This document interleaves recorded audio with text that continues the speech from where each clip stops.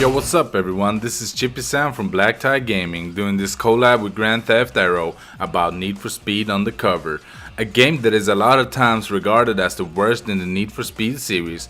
While the game did have a cult following in recent years, the game still was widely criticized for technical issues, physics, story and live action cutscenes. But you might be wondering, why does the game have these issues? What happened? Well, judging from its development cycle, Undercover had a very rocky development and had a lot of conceptual changes before release.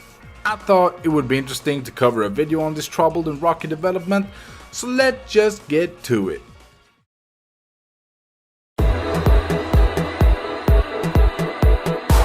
It's not entirely sure on when Undercover actually started development, however, there are two speculations on when development actually began. Back in 2003, Black Box made several ideas/concepts for the future NFS installments. We don't know which NFS games they already had planned, but it was sure they already planned out Underground 2 and Most Wanted around this time. It's possible they also had a concept for Undercover around this time period, and if that's true, Undercover would have existed since 2003. Although, if this was the case, Undercover would have not been in full development before Most Wanted's release. It's also possible that it started development after Most Wanted and was conceptualized during Carbon's development and was in full development around 3 months before Carbon's release. Undercover started out as a sequel to the original Most Wanted, and from the internal files we could go off that the working title was just Most Wanted 2. Most Wanted 2 most likely was in a playable form sometime during its development, as the folder name for Undercover source code was MW2, which stands for Most Wanted 2. But no concept art or the sort has been leaked or seen from the Most Wanted 2 stage. It looks like the game was Most Wanted 2 for a long time, but that's not assured, and Undercover could have been through tons of concepts that would probably never see the light of day.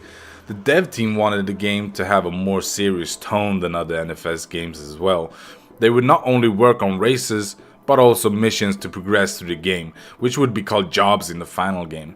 These jobs would have consisted of stealing cars, evading police, and taking down people.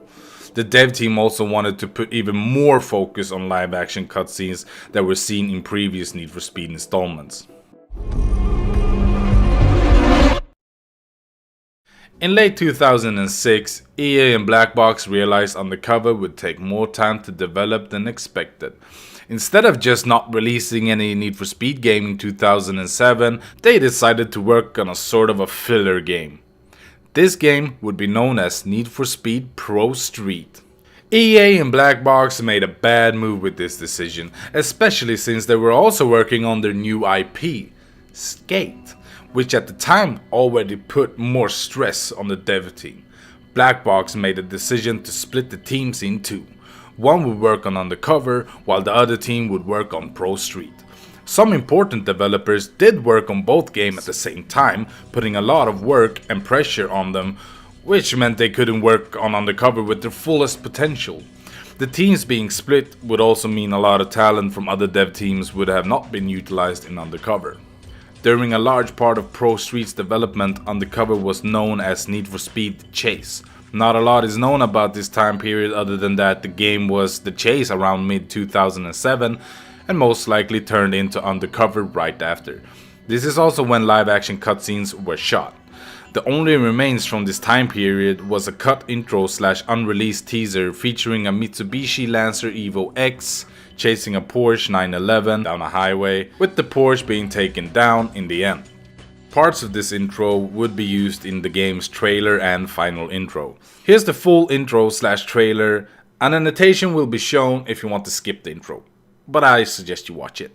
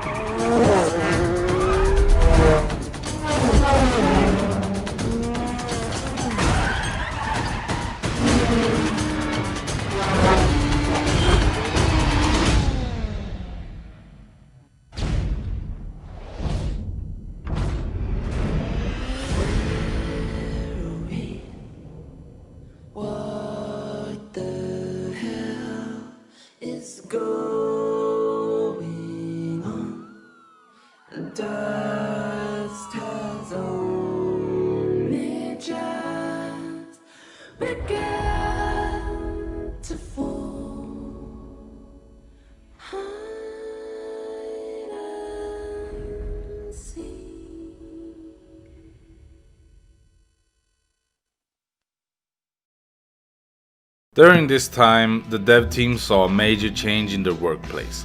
During the work of previous installments, they were tortured with a strict development cycle. However, in the summer of 2007, EA decided to give Black Box a less strict development cycle. This would be good news for the team, but they were also hit by a lot of bad news. In the summer of 2007, a lot of the core Black Box staff left the company, including the company's co-founder Martin Sykes. He and some of the other core Black Box devs would start the company called United Front Games, who went on to make Sleeping Dogs and Mod Nation Racers. Martin Sykes tragically died in his sleep on Christmas Eve 2007. What it all boils down to is that without the story, cop chases, and open world of the last two Need for Speed games, Pro Street is just another racing game. Other than a nice online mode on the 360 and PS3, its only truly distinguishing feature is its amount of advertising, which makes an already uninspired game feel even more soulless. Things were not looking well for Black Box. NFS Pro Street was released to mediocre reviews and very poor sales. Even the development team and EA themselves viewed the game as a failure, but were confident Undercover was going to be a much better game. Need for Speed Undercover was announced to the public in June of 2008. Well, not a lot of info was given out. It was said that it would be a much better game than Pro Street and, trust EA on that one. It also mentioned live action cutscenes and a more serious plot and tone than other Need for Speed titles. In August 2008, a person involved in the marketing team of NFS Undercover leaked a prototype build and spread it on torrent sites and forums. EA did notice this pretty quickly and took a few torrents and forum posts down, but it ultimately kept popping up and EA pretty much just gave up. The person that leaked the build, which again was part of the marketing team, and never saw legal action taken against him/her, however he/she was fired. The last few months of Undercover's development were pretty uneventful, and final touches were put into the game, which mainly were visuals, missions and UI. And then Undercover came out.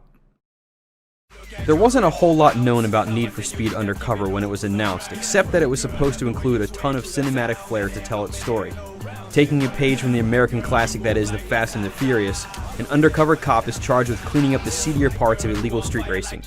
The game promised an involved story, high-speed highway battles, and insane chases. How could it go wrong? Well, much like Too Fast, Too Furious, a lot went wrong. Need for Speed Undercover is not a good game. It's not even close to a good game. It had the potential to be a good game, but that's about it. Undercover didn't get a warm reception and was panned even more than its predecessor Pro Street upon release. Some reviewers did give the game an okay score, and small few gave it a positive score. It was widely criticized for its handling, visuals, story, and live action cutscenes. The game's sales were also very underwhelming. The game sold 1.14 million copies in the US, which was 2 million copies less than Carbon's sales and 1 million copies less than Pro Street sales in the US. It sold 5.28 million copies worldwide on all platforms, which is a very, very bad sales figure. It only sold a quarter of Most Wanted sales, which was around 15 million copies. The game was seen as a massive disappointment for both Black Box and the public. Well, I personally feel bad for what Black Box had to go through, and I bet if Pro Street just wasn't developed at the same time as Undercover and less pressure was put onto the company, they would have made something special. I and a lot of people see the potential the Undercover had. I personally think Undercover could have been the best NFS title in the series. Unfortunately, the hard work of Black Box resulted in one of the most panned titles in the series. It could have been very different. Thank you so much for listening. I hope the video was informative. I hope you learned something. And remember to follow me on facebook.com/blacktiegamingofficial. A link will be in the description. and hopefully I'll see you all soon enough. Everyone, the music gives us this chance.